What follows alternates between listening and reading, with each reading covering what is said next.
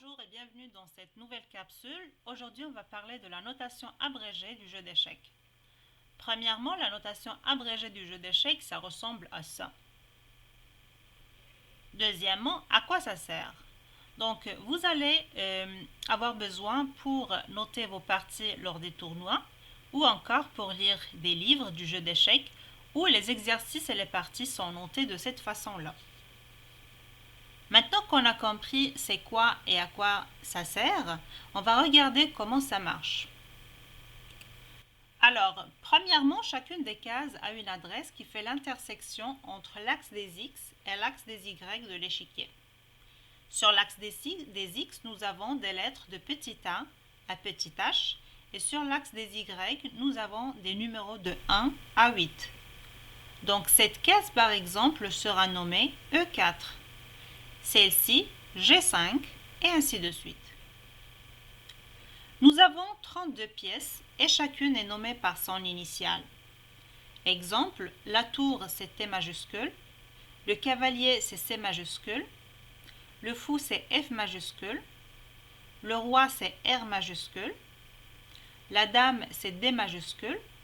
Alors attention, ici on dit la dame et pas la reine pour ne pas la confondre avec le R majuscule du roi. Pour la notation en anglais, c'est le même principe, mais les pièces vont prendre d'autres initiales, comme vous voyez sur l'écran. Par contre, les soldats ou les pions, comme ils sont nombreux, ils ne prennent pas d'initiales. On met juste la case où ils sont. Exemple, C4 pour dire que le pion s'est déplacé dans la case C4. Ou F5, ici c'est clair que c'est le pion des noirs qui a bougé, car le pion des blancs ne peut pas sauter toutes ces cases en un seul coup.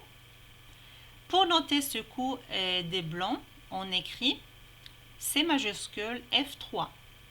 Le C majuscule, c'est le cavalier et F3, c'est la case. Ça veut dire que le cavalier s'est déplacé dans la case C3.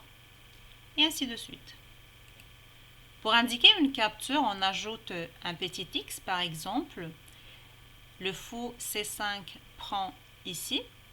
Donc, on met un petit X. Pour indiquer un échec, on met un plus. Un double échec, 2 fois le plus. Pour indiquer un échec et mat, on met une dièse.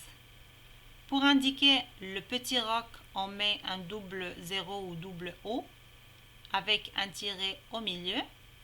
Pour le grand roc, c'est 3 fois le O. Alors, dans certaines situations, une même notation peut avoir deux possibilités.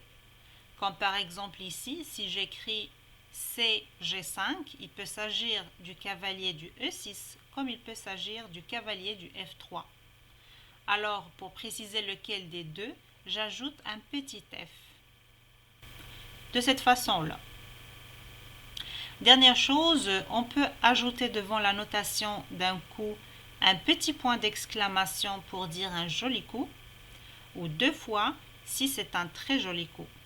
Comme on peut ajouter un point d'interrogation pour dire que c'est un mauvais coup, ou encore le doubler pour dire c'est un très mauvais coup. Sur ce, je vous laisse. J'espère que cette vidéo vous a été utile. Merci de l'avoir regardée.